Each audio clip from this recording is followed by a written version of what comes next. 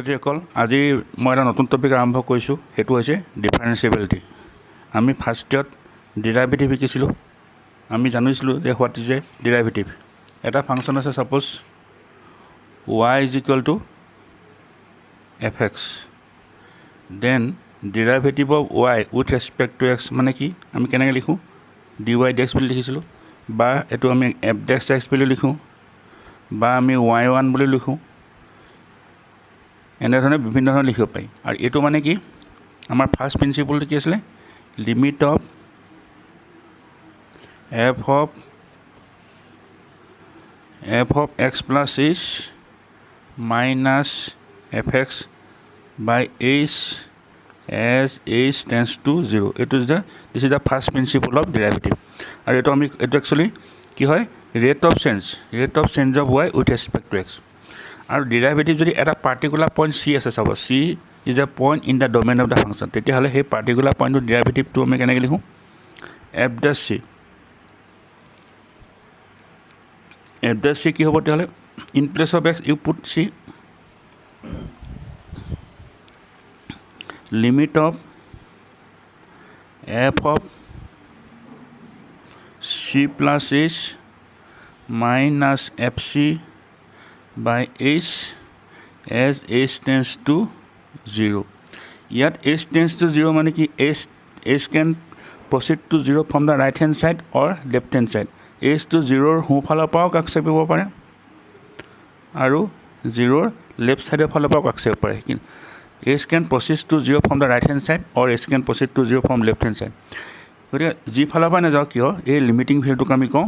f dash c আৰু এটো কোৱা হয় derivative of function f at the point x is equal to c এতিয়া আমি এটা নতুন ডেফিনিশ্যন কেইটামান পাইছোঁ right hand derivative at x equal to c what is right hand derivative at x equal to c right hand derivative at x equal to c is equal to r f dash c আৰু আমি লিখোঁ r f dash c বুলি লিখোঁ বা কিছুমান কিতাপত এনেকৈও লিখিব পাৰে যে r is the right hand derivative at x is equal to c আমি এনেকৈও লিখোঁ right hand derivative at x equal to c বুলি লিখোঁ বা r f dash c বুলি লিখোঁ ইয়াৰ মানে কি হ'ব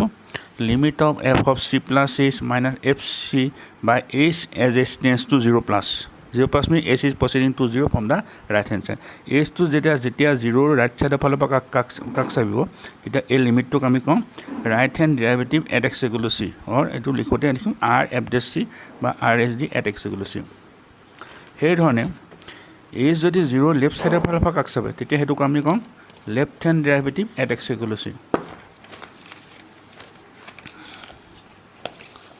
এতিয়া চোৱা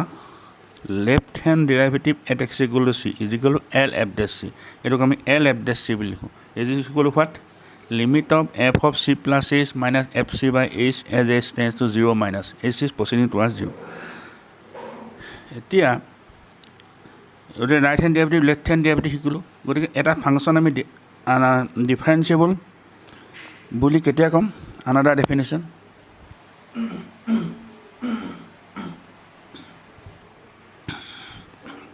a function f is differentiable at x equal to c if r f dash c is equal to l f dash c এটা ফাংচন c পইণ্টক আমি ডিফাৰেন্সিয়েবল কেতিয়া ক'ম যদিহে right hand derivative left hand derivative দুইটাই এক্সিষ্ট কৰে আৰু দুইটাই equal হয় আৰু এটা এক্সাম্পল 1 চোৱা prove that fx equal to modulus of x minus 1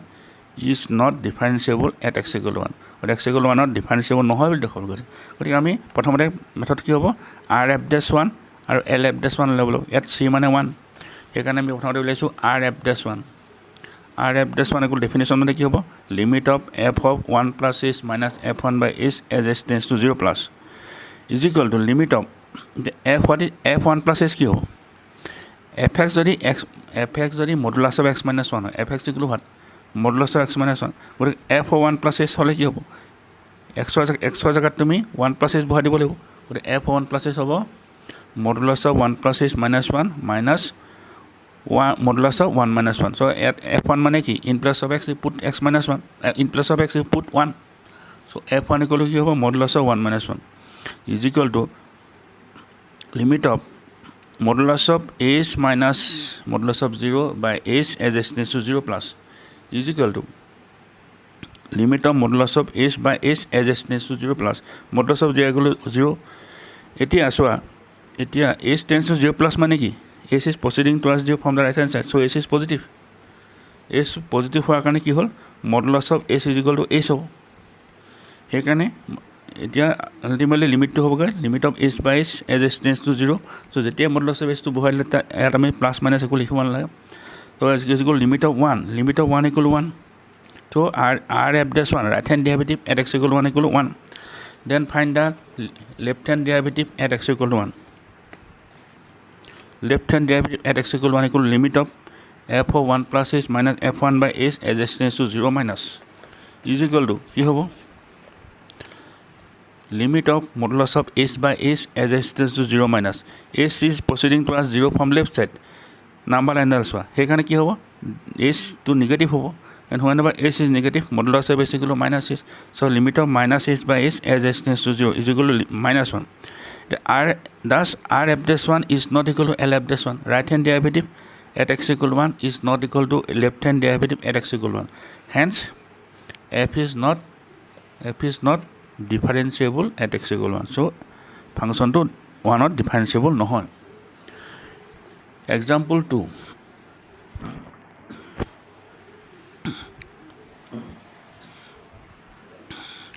test whether f is differentiable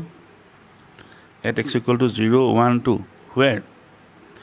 fx equal to 4 minus x whenever x is less than equal to 0 fx equal to 5x plus 4 whenever x is greater than 0 less than equal to 1 fx equal to 4x square minus 3x whenever x is greater than 1 but less than 2 fx is equal to 3x plus 4 whenever x is greater than equal to 2 একটা ফাংশনে চাৰিটা বেলেগ formula দ্বাৰা বুজা হৈছে গতিকে আমাক সুধিছে যে ফাংশনটো 0 আৰু 1 2 পইণ্টত ডিফাৰেন্সিয়েবল হয়নে সেইকাৰণে এটাকেইটা পইণ্টত আমি right hand derivative left hand উলিয়াই বেলেগ বেলেগকৈ টেষ্ট কৰিব লাগিব ফাৰ্ষ্টতে আমি চেক কৰিম ডিফাৰেন্সিয়েবিলিটি এট এক্স ইকুৱেল টু 0 সেইকাৰণে আমি 0 পইণ্টত ৰাইট হেণ্ড ডেৰিভেটিভ ওলালোঁ R F dash 0 right hand derivative at x equal to 0 কিমান হ'ব limit of f of 0 plus h minus f0 by h as h tends to 0 plus is equal to limit of fh minus f0 by h tends to 0 plus is equal to limit of এতিয়া what is fh এতিয়া চোৱা fh টো কৈছে 5h plus 4 পাইছোঁ কেনেকৈ পাইছোঁ 5h plus 4 h is proceeding towards 0 from the right hand side h to 0 ৰ সোঁ চালৰ পৰা কাকছে হৈছে কিন্তু h to 0 ইমানেই ওচৰত আছে যে h ৰ ভেলুটো 0 আৰু 1 ৰ মাজত থাকিব h is between 0 and 1 h is to the right of 0 but very near to 0 very close to 0 সেইকাৰণে h ৰ ভেলুটো কি হ'ব 0 আৰু 1 ৰ মাজত থাকিব এই নাম্বাৰ লাইনডাল চালে গম পাবা সেইটো হৈছে suppose this point is 0 this point is 1 h is proceeding towards 0 from the right side but h is so near to 0 that h lies between 0 and 1 h value 0 and 1 মাজত থাকে গতিকে h value 0 আৰু 1 মাজত থাকিলে fh কি হ'ব কোনটো formula আহিব সেকেন্ড ফৰ্মুলাটো আহিব সেকেন্ড ফৰ্মুলা হৈছে কি x যদি 0 আৰু 1 মাজত থাকে fx কি হয় 5x plus 4 ইয়াত x মানে h so fh ইকুৱেল কি হ'ব 5x plus 4 minus f0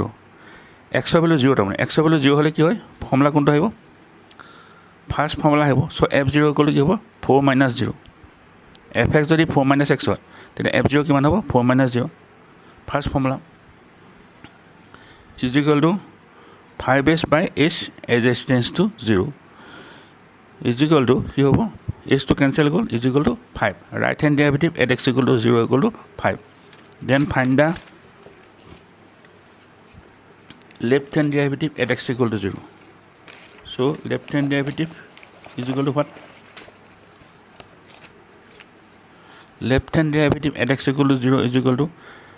limit of f of 0 plus h minus f0 by h as h tends to 0 minus h is proceeding towards 0 from the left side so is equal to limit of fh minus f0 by h tends to 0 minus is equal to now you see h is proceeding towards 0 from the left side but h is so near to 0 that h will lie between minus 1 and 0 h is less than 0 so h is whenever h is less than 0 কোনটো formula আহিব first formula আহিব first formula উলি কাম whenever s is less than 0 first formula so f of s কি হ'ব 4 minus s যদি first formula আমি apply কৰোঁ 4 minus s minus f0 equal to 4 minus 0 is equal to limit of minus s by s as s tends to 0 is equal to minus 1 আমি দেখিছোঁ যে right hand derivative left hand derivative equal হোৱা নাই hence f is not differentiable at x equal to 0 so 0 differentiable নহয় একেধৰণে আমি 1 test কৰিব লাগিব whether f is differentiable at x equal to 1 so r f dash 1 উলিয়ালো r f dash 1 equal কি হ'ব limit of f of 1 plus s minus f1 by s as s tends to 0 plus is equal to limit s tends to 0 at f of 1 plus s কি হ'ব but f of 1 plus s is positive so s is positive হোৱাৰ কাৰণে কি হ'ল 1 plus s greater than 1 1 plus s greater than 1 then suppose 1 plus s equal x x is greater than 1 so x is greater than 1 হলে কোনটো formula আহিব greater than 1 হলে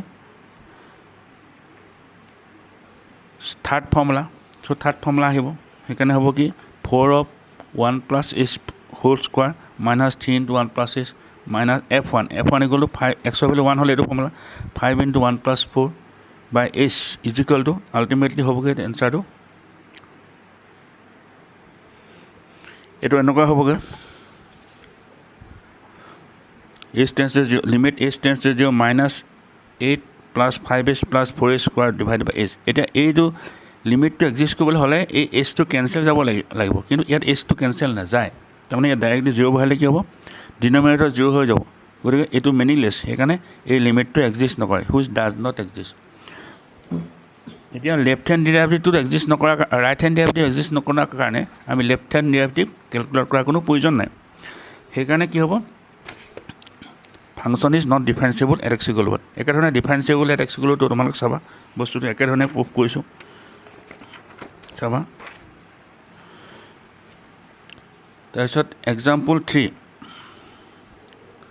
does f dash 1 exist if fx equal to modulus of x minus 1 plus x plus 1 does f dash 1 exist f dash 1 to exist কৰিব নে তাৰমানে অৰ্থাৎ আমাক সুধিছে যে f to x equal to 1 f to differentiable হ'ব নে fx differentiable হ'ব নে whether fx is differentiable at x equal to 1 Hetuk আমাৰ টেষ্ট কৰিব কৈছে ইয়াতো আমি r f dash 1 লিয়ালো r f dash 1 কি হ'ব limit of f of 1 plus s minus f1 by s as s tends to 0 plus so f of 1 plus s is positive so f of 1 plus s মানে কি x ৰ জাগাত in place of x you put 1 plus s so modulus of 1 plus s minus 1 plus 1 plus modulus of 1 plus s plus 1 minus f1 in place of x you put 1 eto hobo ultimately hobo answer to 2 right hand derivative 2 আৰু left hand derivative at x equal to 1 কি হ'ব 0 hobo right hand derivative left hand derivative not equal so this function is not differentiable at x equal 1 that means f dash 1 does not exist at f dash 1 does not exist গতিকে এই ধৰণে আমি right hand derivative left hand derivative calculate কৰি এটা function কোনো এটা পইণ্টত ডিফাৰেন্সিয়েবল হয় নে নহয় আমি টেষ্ট কৰিব পাৰোঁ আজিলৈ ইমানে হ'ব তোমালোকে এইটো ভালকৈ চাবা দুবাৰ তিনিবাৰ পঢ়ি চাবা ভিডিঅ'টো কিবা বুজি নাপালে মোলৈ ভইচ মেছেজ কৰিব আজিলৈ ইমানে হ'ব থ্যাংক ইউ